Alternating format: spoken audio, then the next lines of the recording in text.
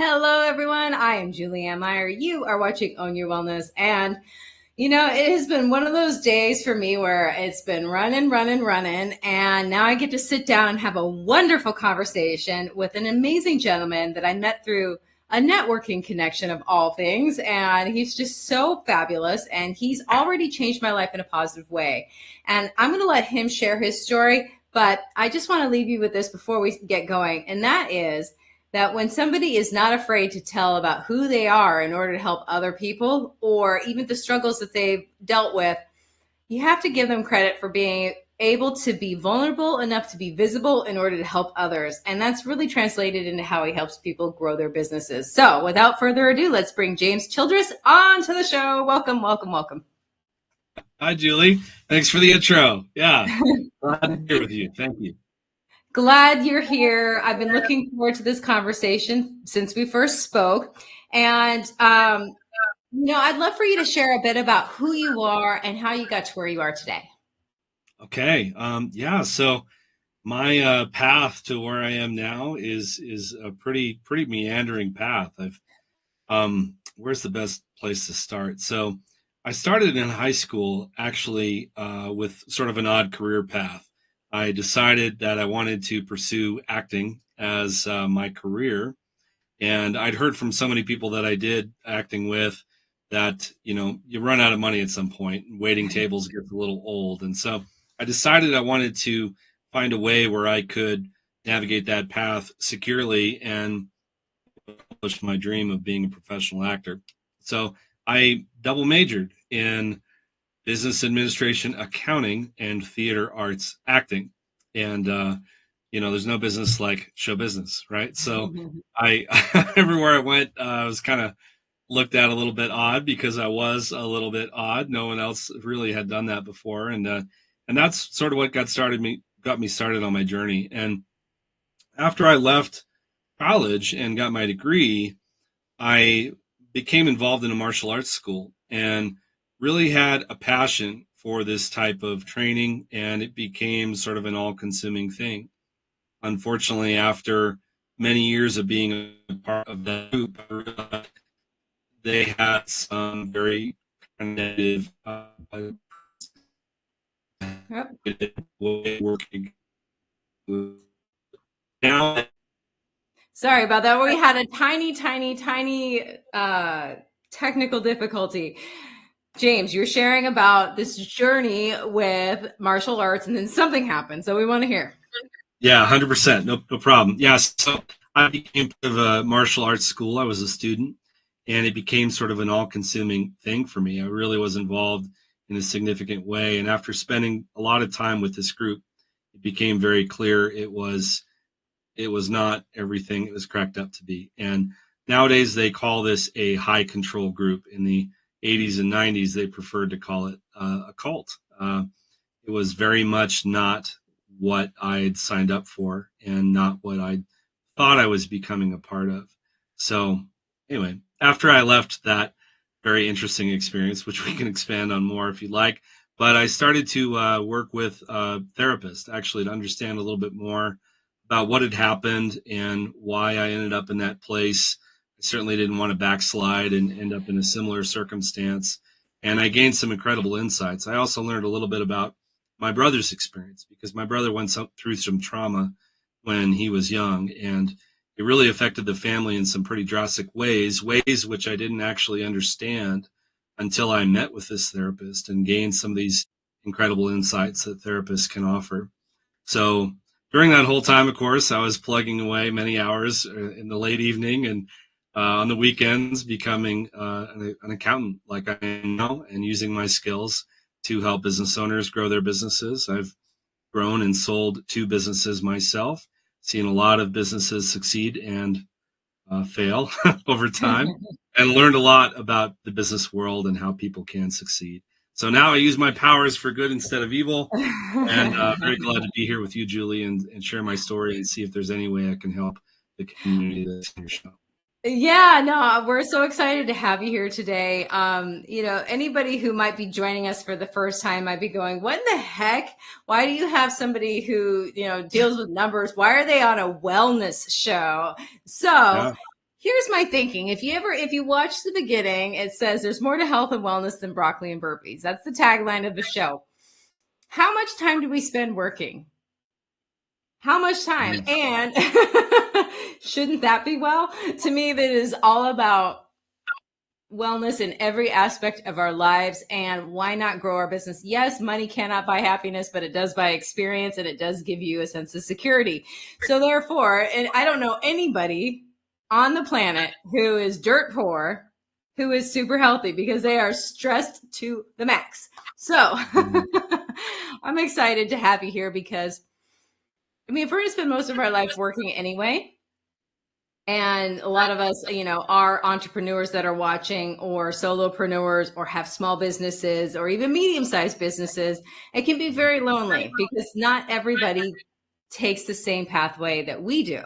So I'm really excited that you're here because you can share. I'd love for you to share some insights about your personal life, as well as we'll get into working with you too, and what that looks like and what you offer. Because I know that when we had a conversation, I was absolutely floored at what I didn't know. So thank you for that. So let's start there. Let's start with the what you don't know. What is one of the most common things with the people that you work with that they struggle and don't even really realize that it doesn't have to be like that? Oh yeah, I love that question. Yeah, so I'd like to answer that first by providing a definition.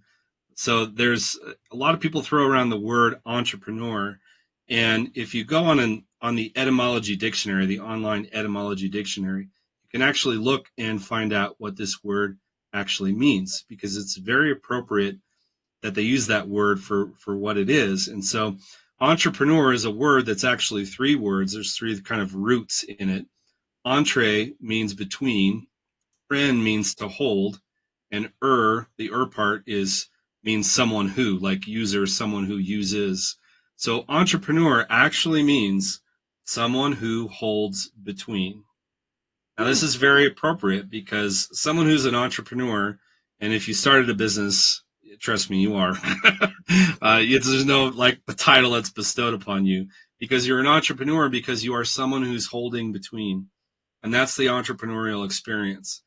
What most people don't realize is you really should not stay there. You should navigate through that experience. And so a lot of people sort of feel like when they start a business, they're going to feel that pressure because they're going to have all these competing demands on their time. Let's think about someone who bakes cakes, for instance. They're going to be awesome at baking cakes, and they're probably going to have people who leave reviews for their business about all the cakes they've made and how incredible it was, how great they taste, how great they look, all this type of thing. But that same cake baker who's incredible at baking cakes is probably going to spend their evening doing payroll, doing accounting, marketing their business, et cetera, et cetera, et cetera, designing the packaging, all these things. And if they don't find some way to grow their business to a level and start discarding all these sort of ancillary responsibilities that come up, it's gonna mean that the death of their business. And 90% of businesses fail within 10 years. It's a huge number. And the primary reason for that is people don't navigate through that stage. They Mm-hmm. don't get to the point where they're no longer doing all of these things that actually aren't relevant to their particular vision of what makes their business have a quality experience for their customer. So that's the big threat. That's the one. And that's where all that stress comes from. And it's Yeah. sometimes a relief for them to know it doesn't have to be that way forever. It's not a forever. Yeah.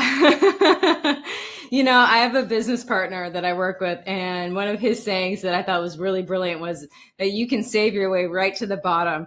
And I thought that that Yeah. was brilliant because you think you're saving all this money or whatever, doing everything yourself, but you're really just saving right to the bottom. If you can stay in your zone of genius, your lane, and pass along all these extra things to people who actually want to do it, then you can bring in more money versus spending that time that you would be bringing in more money on things that don't really matter to you in like the making money part of things.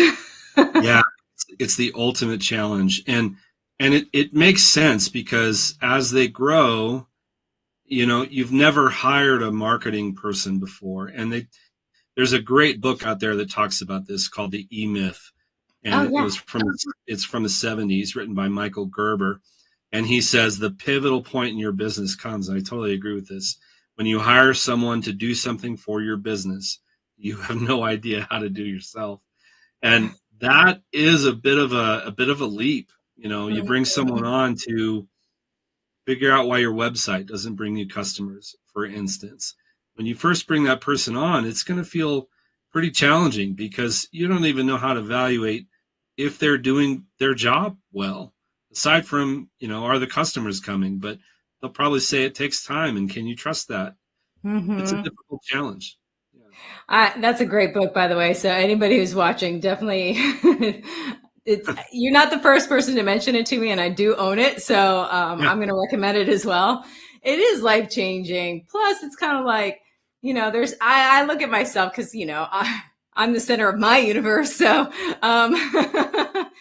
I think about websites, for example, since you brought that up. I can create a website. I can. Like, there's no problem in me doing that. But is that really the best use of my time anyway?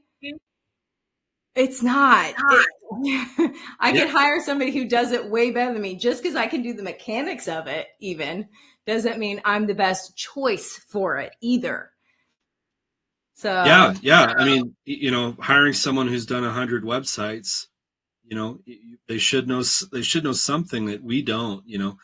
I I I tried my own website. Yeah, I can do it. I made a website in college. It was part of getting my degree, but oh my gosh. So one of the things you can think about is if you're going to do it for yourself, think about whether anyone else would hire you to do that thing. You that's know, great. Yeah. right? And it might be that you sort of have this core competency in this area that's really relevant to your business, but it might also be you've got kind of a side skill, and maybe it is valuable. Well, that's sort of where you run into this thing with entrepreneurship, where it's a Mhm. lot of things in the gray, and you sort of have to decide what's the best option, evaluate how it's going, and then move forward. But Mhm. as soon as possible, you really want to start discarding some of these critical things that aren't your key skill set, because the ultimate thing you want to avoid is putting more attention on those things than your customer experience, because that's the business. Your customer experience is the business. Exactly. What is their experience? Yeah. I mean, I even think about little things that it comes down to. If I'm trying to navigate, going back to the website, I'm trying to navigate a website. If I want to buy something and I have to do 15 clicks to get to just even pay, you better believe I'm not buying that at the end. I'm like Yeah. gone before that. Well, that is not user friendly. Yeah. Amazon has trained us otherwise, hasn't it? One click buy. Yeah. One click. Boom. Here it is. Right? Yeah. Yeah. Yeah. No, I love that though, because it's a leap of faith when you're hiring somebody to do something for you because you don't necessarily know. But there's something that I always love to say, and it's that We don't do lives or life by ourselves, but we do have to do it ourselves. And that's the thing, like, you have to be able to trust people. Like, there's always recommendations, there's always ways. And at the very least, what's the worst to happen? You learn from the experience. Yeah. You keep Yeah. moving forward, you Yeah. know? Totally. Yeah. You might find yourself going through several vendors, for instance, or Right. several key team members. But what I've found is the best sort of advice along those lines. Start with the end in mind. So Mm, someone who's skilled at what they do, at least the path to the end, the path to the end result, it should not vary that much through the course of your work with them. So if they're yeah. very good at what they do, how they say it should go and how it should work out, for one, it shouldn't sound like pie in the sky, all the clouds have parted and you'll get what you want overnight. It shouldn't sound, too good to be true. But as you go through their path, if they do know what they're doing and they're competent in advising you or working with you or whatever, you should see it follow the path they described. And so Yeah. if it doesn't follow that path, it may very well mean there's some kind of thing they didn't expect, or it may very well mean that they're not the right person for the job. So I always like to advocate that too. Start with the end in mind. I like that. Yeah, because ultimately, I mean, I'm like the first person that I could just say straight up, when I started doing my TV show, I didn't have an end game, and I've had to adjust and change things so much, and it's really cost me a lot as far as time, energy, money, and like emotional whatever to make those changes, because I didn't know better. Sure. But now I do, and ultimately in my main business, it's served me that I made those mistakes here because Yeah, now I know better. absolutely. And one of the people online who I like a lot, his name's Alex Hormozy. He's got a lot of content that's really, Oh really yeah, good. But one yeah, of the things he says is you can kind of pat yourself on the back when you hit those challenges and when you hit those scenarios, because you can acknowledge, hey, this tough moment, this is where someone else would stop. And exactly. I'm going to keep going. So you Uh-huh. know that the other people out there, when they would have hit that barrier, that almost insurmountable barrier that might have come up, you know that there are other people out there who would stop, and those are the ones that you won't be competing against. Exactly. It's the old adage, 3 feet from gold, from like the Napoleon Hill Foundation. Yeah, So 100%. Yeah, you true. don't know how close that gold is until you hit it. So Exactly. And most people give up right before the miracle. There's a saying in AA, because I used to work in addiction recovery. So there's a okay, saying, don't give up before the miracle. yeah, And I love that saying, because most people don't realize that, these hard things, just like anything, it doesn't last forever. You will doesn't get through to the other side. It's not going to be like this indefinitely, even though when you're in it, it's not always that easy. But oh yeah, we all go through stuff. I think about grief too. You can't rush it. It just is what it is until you've walked through it. So yeah, but anyway, I popped up your website. We're going to talk about that when we come back from the commercial break too. I just want to make sure people have an opportunity to check that out. But before we go to commercial, I wanted to ask you another question. sure. And I guess this has to do with more, how would you say your experience, not, should I call it a cult? Or, Hey, yeah, um, yeah, whatever word works. I don't know, because I don't want to be mean, or I don't want to be I just want people to hear what Sure. really was your experience, and not put like a word or an image in their mind, which is kind of hard to do. But anyway, the point of me bringing that up right now before we go to commercial is that I'm curious how that helped you form the way you help other people now, because it had to have shaped the way you think about things quite significantly. Yeah, one of the big things that kind of happens there is, uh, I don't mean to use any offensive language, but I've heard the saying that it's the truth that makes the BS stick. And so, how that has helped me a lot is when we work with people in the business world or in our personal lives, it's very common for people to really want the best for themselves, and they might navigate that through some subversive means or some reciprocal and mutual means. And that's why, we throw out things like, watch to see what the end is, keep the end in mind, keep the partnership in mind. And sometimes if you find that you get a suspicion that someone might be taking advantage of you, it can be easy to disregard that, but it's appropriate to pay that a little bit of attention and be aware, because the unfortunate truth is I have a lot of compassion for people who are in this space, but there are people who will try to take advantage of others, and it's because they've been hurt in the past. It's because they've had trauma in the past and they haven't really come to understand it and work through it. So they're out there, and you might bump into them. And Robert Greene talks a lot about this. Yeah. There are people who suffer from narcissistic personality disorder. There are people who have all kinds of disorders. There are people who have trauma that they haven't resolved, so they can be angry at times in ways that don't make sense. There's all these things out there, and it's just worthwhile to acknowledge. You have to keep good boundaries. You have to maintain your direction on your course to what you want. Be very clear on what you want. And don't let someone sort of pull you off course for something that's might be motivated from selfish. I love that. When we come back from the commercial, we're going to talk a little bit more about the parallels between business and taking care of yourself, and how how important it is to find the right people. And I don't know, I'm going to ask you a very interesting question when we come back about how you have navigated that, because I could imagine that some of your trust was kind of shot after some of your experiences. And I know a lot of people in the business world have that experience of trusting people, and then they find out when they're in that it's not exactly what they presented. So when we come back, we're going to talk about that. We'll be back in just a moment.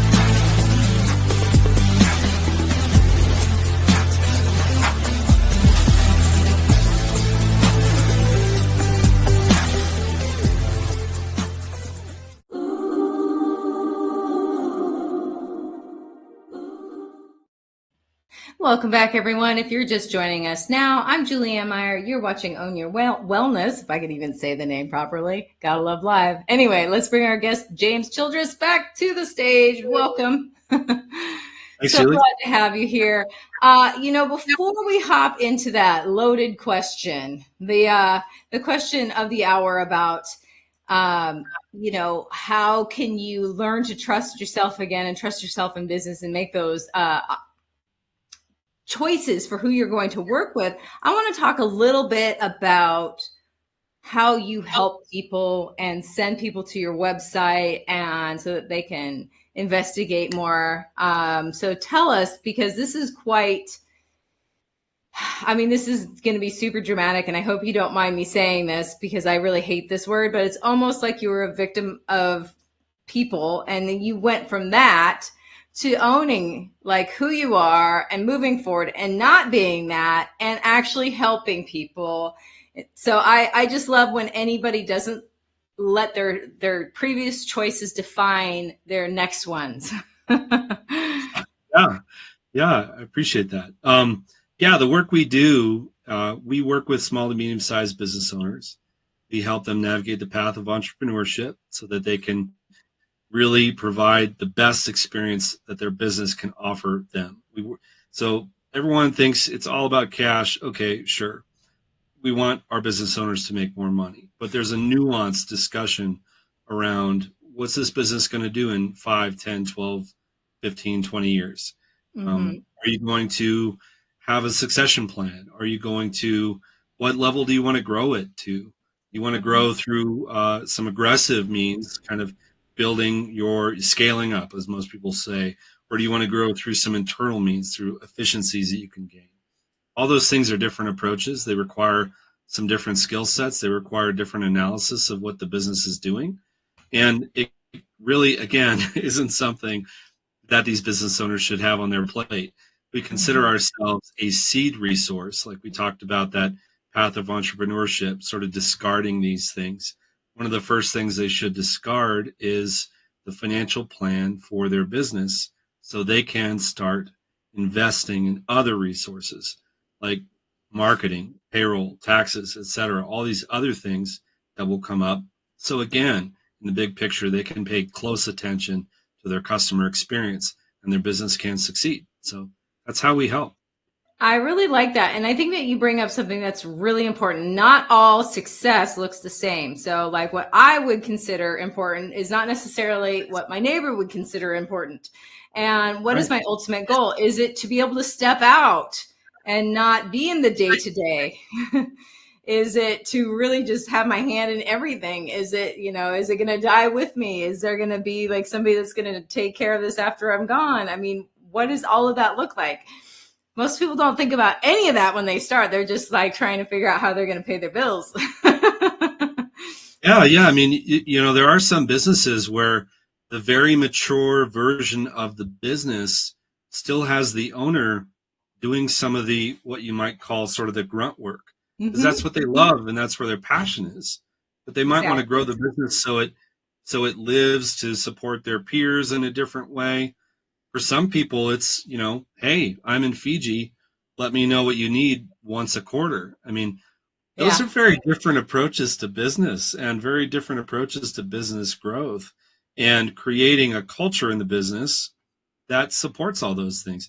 Very different approach. Well, what I'm hearing too is working with you, it seems kind of like clarity is the number one thing. So even gaining that and helping people come to their own conclusions by showing them, hey, and asking these intelligent questions. Because I know that before I had a business partner, I never even thought about like what happens if I die? Then what happens to all of my clients?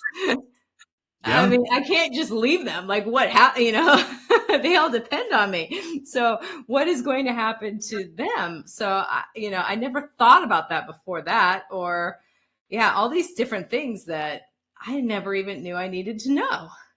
Yeah, it's an interesting challenge that business owners face, is to sort of realize they will eventually not be in their business anymore. I mean, it's an eventuality. And the unfortunate truth is, if you don't start coming to terms with that, don't start planning for it in a way that feels comfortable for you.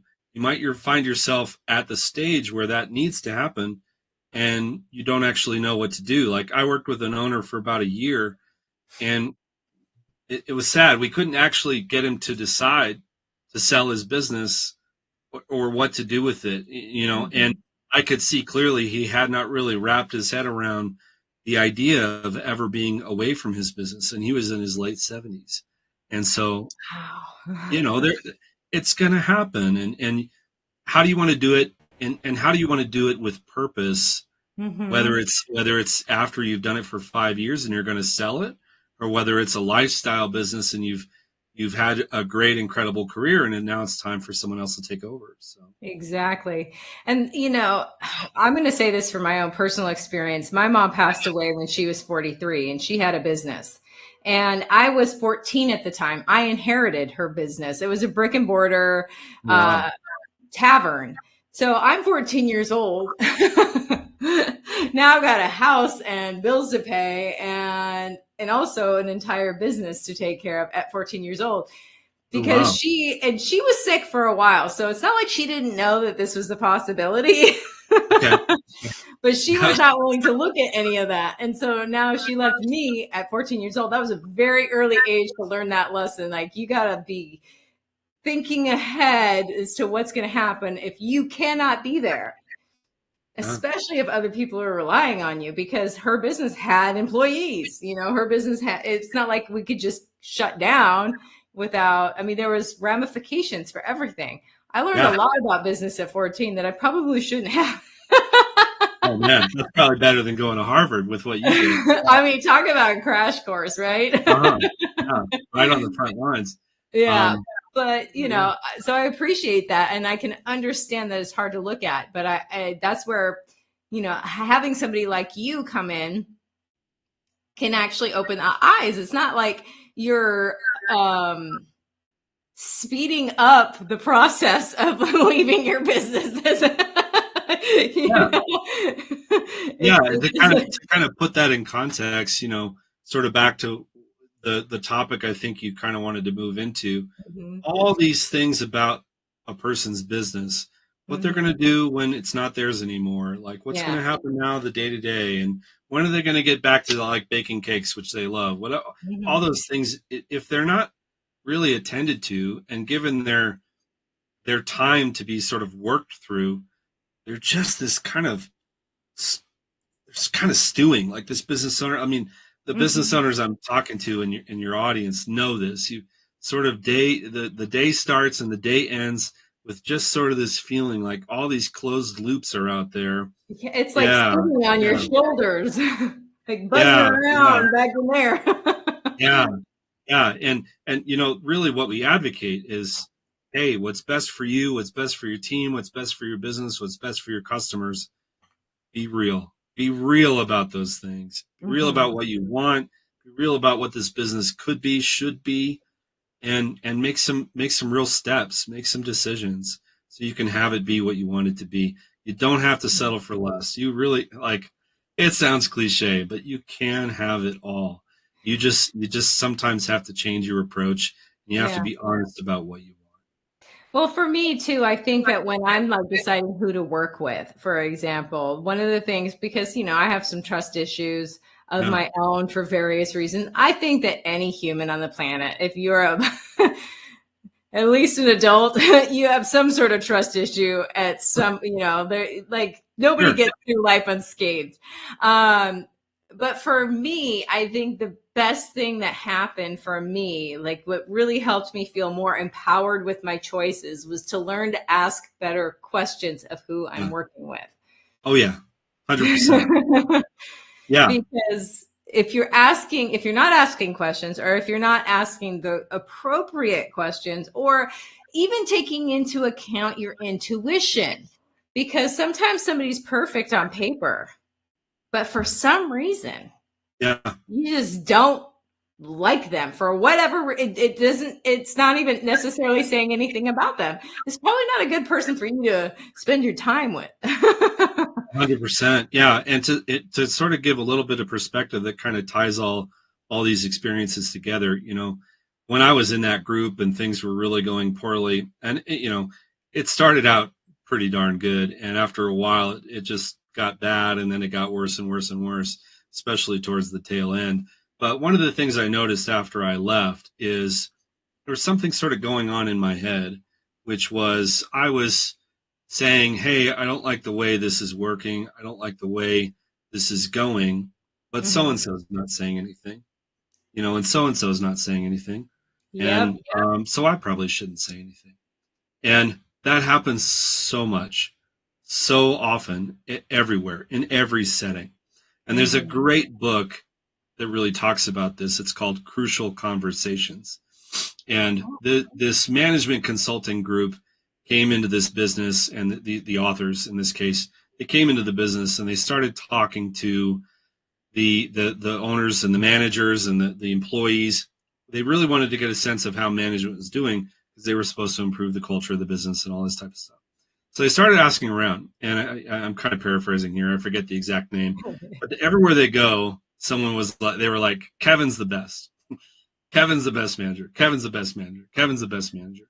And eventually, they started looking at resumes, and they realized there was nothing actually about Kevin that was like standing out.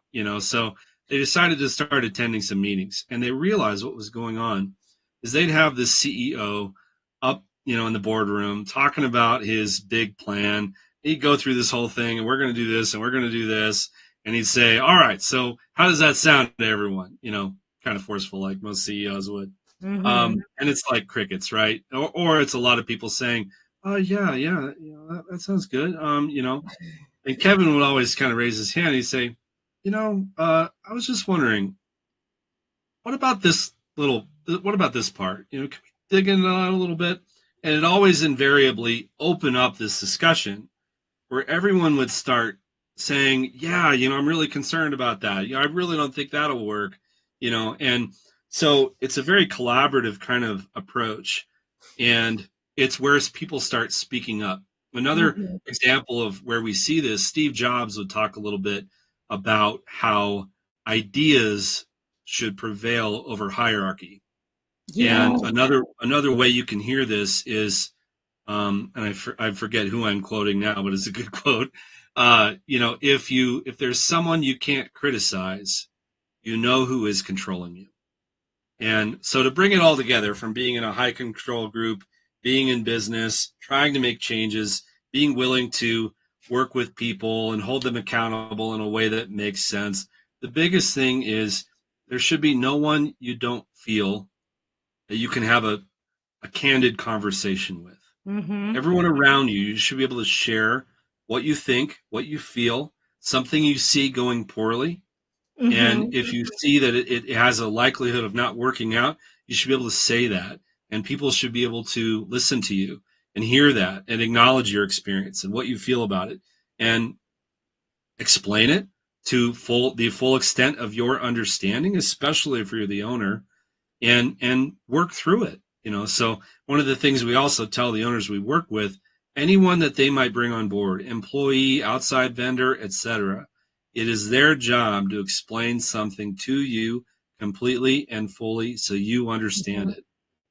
I've Yes. been in meetings with owners and I explain something and I fall into the trap of seeing them like nod their head, and I have to ask and be like, do you really understand what I'm saying? I really want to be sure I come across, because some of the things I'll say can sometimes be a little bit boilerplate or a little bit dry. And, I want Mm-hmm. them to feel like they can make the decision based on an understanding that it is my responsibility to convey. So that's probably a lot. I hope I didn't go over. No, I love that. I just think that that's a really well thought out answer to like how do you pick people? And I think that that is such an important aspect. I think about doctors for because being in the wellness arena for as long as I have, if your doctor is not willing to sit there and answer your questions, they're not the right doctor for you.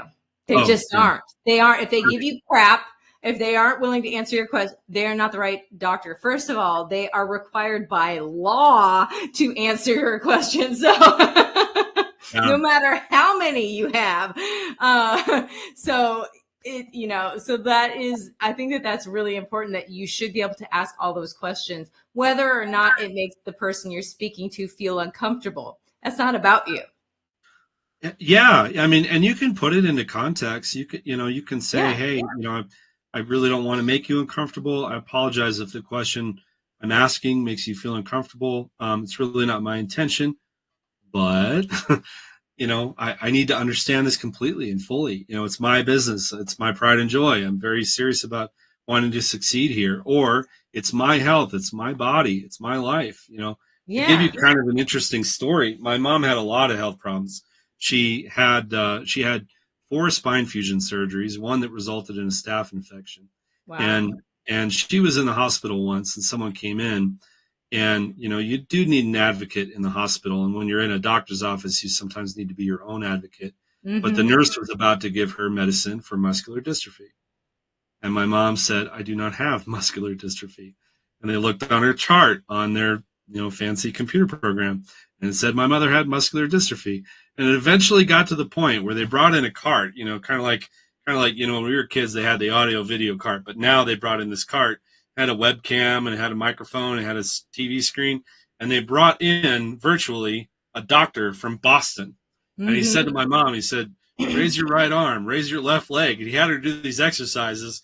And then he said, okay, turn the cart. And they turned the cart to the nurse. And the doctor said, she just did this, that, and the other thing. This woman does not have muscular dystrophy. So they took it off of her chart, but it was like, Uh-huh.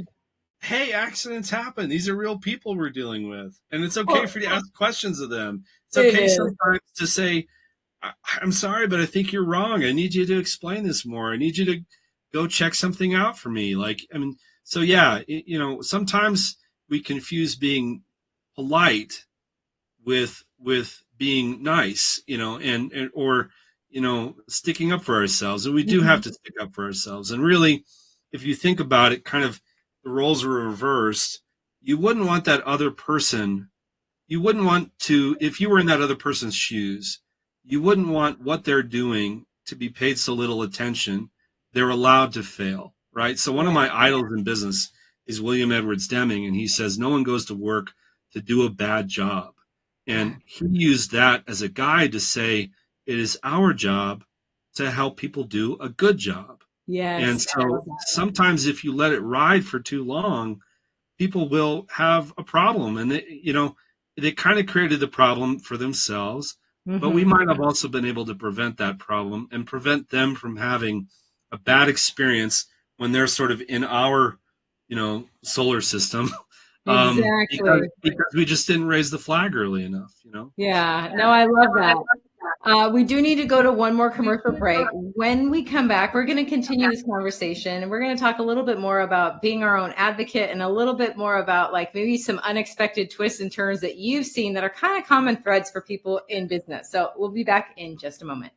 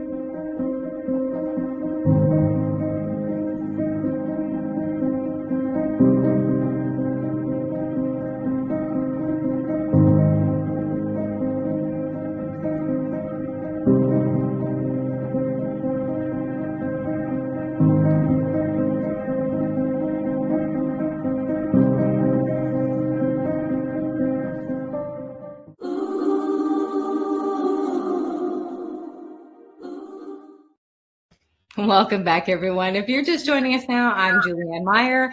You are watching Own Your Wellness, and today's amazing guest is here, James. Welcome. Glad to be here. I kind of surprised you. I'm like, I'm not bringing you up. We're just going to have you up because we're running low on time. And I really want to pack in as much as we can into this power hour.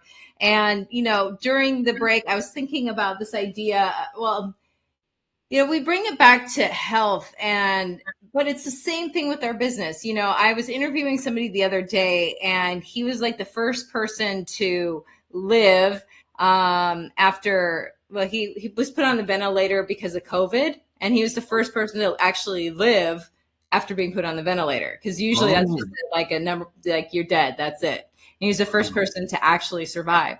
So, him and his wife are looking back at that whole experience, and they just really realize, of course, hindsight's 2020, but they put all their experiences into a book, from his perspective, her perspective, and then their perspective.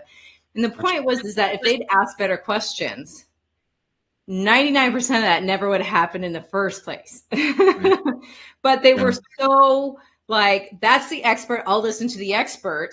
And as much as you were hiring, and I think you'll agree with me here, as much as you were hiring somebody for their expertise, you were still the expert of you. Whether it's business, whether it is, health, whatever the case may be. And it's okay for you to ask questions so that you feel as comfortable as you can. I mean, no matter what, you're still guessing. I don't care who it is or how it is. And some of it is just a matter of, let's see, how's this going to, is this going to work? And maybe you can come up with some other ways of working together that you feel comfortable with in the meantime. But I just wanted to add that. But what I really want to talk about is this idea of through lines. You've helped so many different types of businesses and entrepreneurs. And there's, I don't know about you, but there always seems to be certain things that always come up, and no matter what business you're in. And I'm curious, what is the number one thing you love to help people with? Okay, number one thing I love to help them with. Yeah. Getting back to what they're passionate about. So, in business, it can be a challenging landscape. There's lots of ups and downs, peaks and valleys, but really helping, because at the very start of our work with our clients, we're always going to look into the future. We're going to ask them a lot of things about what they want to do, what they really want this business to be, how they want their life to be related to their business, and to actually start off with a plan to accomplish that. It's just it's like it lifts the veil, like it clears the fog, just that they see a path to accomplish something that maybe they've come to feel like is impossible. So that's a great kind of revelatory, exciting moment to always offer. So I think that is, it makes the day to day fun, yeah, yeah, because I progress. don't care what you do. There's always going to be a mundane aspect of doing the Always. same sort of thing, but that's where you find your adventure, I'm sure, is in having people's light bulbs turn on and helping them help themselves ultimately. Yeah. I mean, people don't mind necessarily digging ditches as long as they know the ditch will come to an end, the digging will come to an end, and especially entrepreneurs. You might find yourself holding between, doing all these variety of things. It's going to be easier if you know there's a path that won't be forever. And Yeah. you can create the thing that will allow you to get that passion back into your business and do what you love most to do. Well, something that I'm curious about, and so if I am, I'm sure that the people watching, there's at least a few that are curious about this as well, is, a lot of us consider our businesses our babies, and a lot of us find it very hard to sort of let go of certain things. And I'm curious, do you think that there's a way to grow business and then there will come a point where you are ready to sort of let go because you've grown and changed, and that maybe you should focus that for the future, but it's okay to hold on for now? Yeah. And and probably the biggest thing I would say is it's never an immediate thing, and it shouldn't be an immediate thing. So if you feel like you're loving your business, you don't want to give up any control over something, okay, that's fine for now, but realize there will be stages where things will probably have to get, let go. So Yeah. divide it, So one of the things I'm very big on is an anti-conflationary strategy. And conflation is when we treat several things as if it's one thing. When you give up your business, start looking at all the things you're actually doing and that you're actually responsible for, and try to just prioritize it. There's going to be something that's going to go to the bottom of that list, which you're going to feel like, all right, this is going to be the first next thing I'll be okay with setting aside. And as Mhm. you through time, you'll find that there's always going to be that bottom of the list where you're thinking, okay, I'm going to give this piece up. Okay, I'm going to give this piece up in a certain way and with people doing certain things, but I'm okay with this one for now. And over time, you'll feel more comfortable with it. And another example is, do I have time for another story, or are we tight? Oh yeah, absolutely. Go ahead. So I forget. I forget. I wish I was better with remembering all the names, but there was one famous entrepreneur who isn't famous enough. I remember his name, but he said one of the things he did with his business was he wanted to structure it where he wasn't the bottleneck. Right? They call it a Mhm. bottleneck because the thing that stops things from flowing is at the top. Right? So Yep. that's from Dan Martell. But this one entrepreneur said what he did was he camped out like in his conference room, and he said, "I'm going to be here 2 hours every day. Come to me and we will permanently delegate something to you. We'll do everything we can for you to take this thing on, but Mhm. I'll be available for it to come back to me." And he just did it over and over and over and over and over until no one came to see him anymore. And, and so, that was sort of a way for him to sort of water the grass, Mhm. in a sense of nurturing this delegation of the whole business and the sort of spreading out of the things he couldn't see a way to sort of separate himself from. Yeah. So it wasn't immediate, it wasn't sharp, it wasn't, all or nothing. It was slow over time and it was sort of nurtured, and that allowed it to be sort of progressive and not be sort of a shock to the business and a shock to him. So I love that. It's that's why you hire people that do things that you don't do or are better at things. You got to let them shine. I think a lot of people who have businesses, are kind of, it's, I think for me, what I see most often is the afraid to let go of even the smallest little thing, even if they're not the best person for the task. And, ultimately, if you are trying to grow or leave a legacy or, create an impact in the world, you got to have more people. It's got to, it's going to be more than you. You don't want to be in a position like where if you're not able to work, then you don't have any money coming in. yeah, yeah. There's got to be a One way to example. say, what if something happens, like there's got to be a way to, what's your contingency plan? We are almost out of time. So we got about a minute and a half left. I'm curious if there's any final thoughts you'd love to share with the audience. Yeah, probably the final thought would be for anyone out there who's in business, or even if you're working on your health or whatever, just realize you've got control. You're Mm-hmm. not stuck. You don't have to settle for less. And if you think something's not the way you're being told, speak up. Be honest with yourself about what you want. And yeah, don't let those dreams go to the wayside. Commit to them, fight for them. They deserve to live, just like you. I love that. Something that I'm thinking about too, as you're saying that, is this idea that, you're not a victim. You are powerful in your own right. I mean, you in the collective you. Yeah. Yeah. And sometimes we just know things, and it's okay for you to create a wave versus ride somebody else's. So sometimes we have to do that. I just watched part of a documentary about Steve Martin, and he was talking about how the main reason why he was so successful is because he didn't have people telling him how to do it. And I thought I mean, that's unusual, but he was also creating a wave of comedy that hadn't really been invented yet. So, Yeah. it's okay for you to listen to your instincts and create something new. But if you're not trying to reinvent the wheel, it's time to pay attention to somebody else. So, Yeah. uh, anyway, I'm going to pop up this one more time. I just want to make sure if anybody hasn't had a chance to go check out James and work with James, here's his QR code, everyone. just so that you can pay attention and go work with him. I'm sure that James would love to talk with you. And if you have questions that he can answer them, he will, because that's just the kind of guy he is.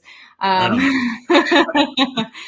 I just want to say thanks so much for being on the show today. I really appreciate you being here. And everyone, that is all the time that we have for today. We will be back next week. Enjoy the rest of your week, and we'll see you soon. Bye for now.